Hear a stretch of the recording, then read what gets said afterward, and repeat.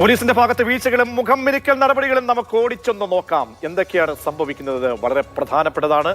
20 മണിക്കൂറാണ് ഈ വീട്ടമ്മയെ ഈ പോലീസുകാർ കസ്റ്റഡിയിൽ വെച്ചത് എന്ന് സ്റ്റേഷനിൽ ഇരുത്തിയെന്ന് വളരെ പ്രധാനപ്പെട്ടതാണ്. കുടിവെള്ളം ബാത്റൂമിൽ, അതായത് കുടിവെള്ളം ചോദിച്ചപ്പോൾ ബാത്റൂമിൽ പോയി എടുക്കൂ എന്ന് പറയുമ്പോൾ അങ്ങേയറ്റത്തെ മനുഷ്യത്വഹീനമായ പ്രവൃത്തികൾ. അറസ്റ്റിൽ മാനദണ്ഡം പാലിച്ചില്ല എന്നത് വളരെ പ്രധാനപ്പെട്ടതാണ്. കാരണം സാധാരണഗതിയിൽ അറസ്റ്റ് ചെയ്യുമ്പോൾ, സ്ത്രീകളെ ഉൾപ്പെടെ അറസ്റ്റ് ചെയ്യുമ്പോൾ സ്വീകരിക്കേണ്ട മാനദണ്ഡങ്ങൾ പാലിച്ചിട്ടേല. കുടുംബത്തിലുള്ളവർക്കും ഭീഷണി, മക്കളെ അടക്കം കേസിൽ കൊടുക്കും, കള്ളപ്പരാതി എടുക്കും എന്ന ഭീഷണി വീട്ടമ്മയ്ക്ക് നേരിടേണ്ടി വരുന്നത്. ഇത് അങ്ങേയറ്റ ഗുരുതരമായിട്ടുള്ളൊരു സാഹചര്യം ഈ വീട്ടമ്മ നേരിട്ടു എന്നുള്ളതാണ്. SIക്കെതിരെ മാത്രം നടപടി വരുന്നു. SI മാത്രം, അതായത് 3 പേരാണ് കുറ്റക്കാർ. കൂടുതൽ പേർക്കെതിരെ പരാതി ഈ വീട്ടമ്മ തന്നെ, ഈ ഇര തന്നെ പറഞ്ഞിട്ട് കൂടി അവരെ സംരക്ഷിക്കുന്ന നിലപാടാണ് ഈ നിമിഷവും വരെ ഉണ്ടായത്. ഒരാൾക്ക് മാത്രമെതിരെ കേസ്. കള്ളപ്പരാതികൾ നൽകിയവർക്കെതിരെ എന്ത് നടപടിയാണ് ഉണ്ടായത് എന്നുള്ളതാണ് വളരെ പ്രധാനപ്പെട്ടത്. കാരണം ഈ വീട്ടമ്മ കള്ളിയാണ്, ഈ വീട്ടമ്മയാണ് സ്വർണം മോഷ്ടിച്ചത് എന്ന് പറഞ്ഞ ആ പരാതിക്കാർക്കെതിരെ എന്ത് നടപടി എന്ന് വളരെ പ്രധാനപ്പെട്ടതാണ്. P. ശശിയും പ്രതിക്കൂട്ടിലേക്ക് വരികയാണ്. മുഖ്യമന്ത്രി ഓഫീസിലേക്ക് ഈ ആപരാധികളുമായി എത്തിയ ആ വീട്ടമ്മയെ പരിഗണിച്ചില്ല, പുച്ഛിച്ചു തള്ളി ആ പരാതി എന്ന നിലയിലാണ് പ്രതികരണങ്ങൾ വരുന്നത്.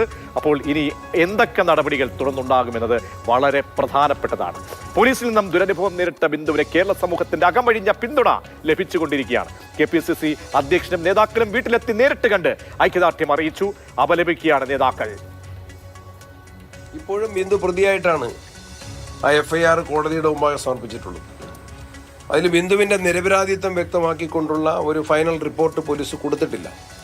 കൊടുക്കണം. DGPക്ക് പരാതി കൊടുത്തു. ഈ തെറ്റായിട്ടുള്ള രൂപത്തിൽ ഭീഷണിപ്പെടുത്തുകയും അസഭ്യം പറയുകയും അവഹേളിക്കുകയും മക്കളെ ഉൾപ്പെടെ കേസിലേക്ക് വലിച്ചഴക്കുകയും മക്കളെ കള്ളിയുടെ മക്കൾ എന്ന് പറഞ്ഞ് ആക്ഷേപിക്കുകയും ഭർത്താവിനും മക്കൾക്കെല്ലാം വലിയ മാനസിക പീഡനം ഉണ്ടാക്കുകയും അങ്ങനെയുള്ള സാഹചര്യത്തിൽ ബന്ധപ്പെട്ട ഉദ്യോഗസ്ഥന്മാർക്കെതിരെ അവരെ സസ്പെൻഡ് ചെയ്ത് അന്വേഷണം നടത്തണം. ഈ ഹീനമായ പ്രവൃത്തിയിൽ മനുഷ്യാവകാശ കമ്മീഷനും സ്വമേധയാ കേസെടുത്തു. CPM-നുള്ളിൽ നിന്ന് പോലും സംഭവത്തിൽ പോലീസിനും ബിന്ദുവിനെ അപമാനിച്ചവർക്കുമെതിരെ അമർഷം ഉയർന്നു. മറ്റുള്ളവർക്കെതിരെയും നടപടി വേണമെന്ന് P. ശശിക്കെതിരെ ഒടിയം പെയ്ത PK ശ്രീമതിയുടെ ഫേസ്ബുക്ക് പോസ്റ്റ് പുറത്തു വന്നു. വിവാദമായതിന് പിന്നാലെ മറ്റുള്ളവർ എന്നത് മറ്റ് പോലീസുകാർ എന്ന് തിരുത്തി PK ശ്രീമതിയുടെ പുതിയ പോസ്റ്റും.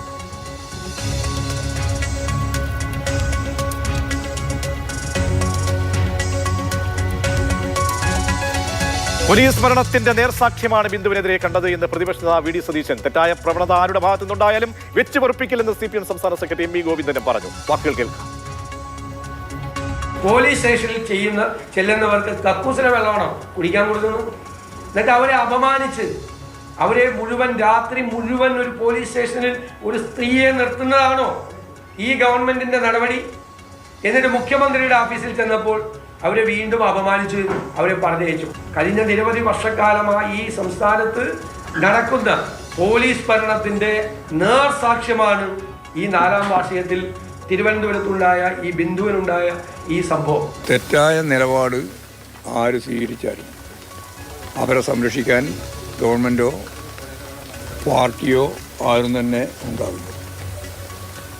അതാരായാലും കർശനമായ നിലപാട് സ്വീകരിക്കുന്നതിനാവശ്യമായ സമീപനമാണ് ഗവൺമെൻറ് ഭാഗത്തു നിന്നുണ്ടാകുന്നത്.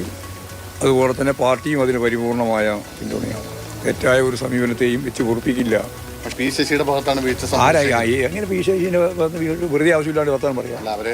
അല്ല അങ്ങനെ പറയല് P. ശശിൻ്റെ അതങ്ങനെ അങ്ങനെ സ്ത്രീ സുരക്ഷയുടെ നാട് നമ്പർ 1 കേരളം എന്നൊക്കെ നമ്മൾ വീമ്പ് പറയുമ്പോൾ ഒരു നിരപരാധിയായ വീട്ടമ്മയെ കള്ളിയെന്ന് വിളിച്ചുകൊണ്ട് മുദ്ര കുത്തിയ പോലീസ് ഉദ്യോഗസ്ഥർക്കെതിരെ ഈ നടപടി മാത്രം മതിയോ, ഒരാൾക്കെതിരെ മാത്രം മതിയോ എന്നുള്ളത് വളരെ പ്രധാനപ്പെട്ട ഒരു ചോദ്യമായി അവശേഷിക്കുന്നുണ്ട്. TS ഹരികൃഷ്ണ വിവരിക്കും സാഹചര്യം. പേരൂർക്കട പോലീസ് സ്റ്റേഷനിലെ SI പ്രസാദിന്റെ സസ്പെൻഷനിൽ മാത്രം ഒതുങ്ങി നിൽക്കുന്നതല്ല ഈ കേസുമായി ബന്ധപ്പെട്ടുള്ള നടപടി. കൂടുതൽ പോലീസുകാർ ബിന്ദുവിനെതിരെ മോശമായി പെരുമാറിയിട്ടുണ്ടെന്ന് ബിന്ദു പറയുന്നു. പ്രസന്നൻ എന്ന പോലീസുകാരന്റെ പേര് ആവർത്തിച്ച് ബിന്ദു പറയുന്നുണ്ട്. അങ്ങനെയെങ്കിൽ പ്രസന്നനെതിരെ ഏത് തരത്തിലുള്ള നടപടി ഉണ്ടാകുമെന്നാണ് കണ്ടറിയേണ്ടത്. മാത്രമല്ല, പ്രസന്നൻ അല്ലാതെ കൂടുതൽ പോലീസുകാർ ഏതെങ്കിലും തരത്തിൽ മോശമായി പെരുമാറിയിട്ടുണ്ട് എങ്കിൽ അവർക്കെതിരെയും മാതൃകാപരമായ ശിക്ഷ അവരും അർഹിക്കുന്നുണ്ട്. അതാണ് ഇനി കാത്തിരിക്കേണ്ടത്. ഇതൊരു മനുഷ്യാവകാശ ലംഘനമാണ് എന്ന് തിരിച്ചറിഞ്ഞതോടുകൂടി തന്നെയാണ് മനുഷ്യാവകാശ കമ്മീഷൻ തന്നെ സ്വമേധയാ കേസെടുത്തിരിക്കുന്നത്.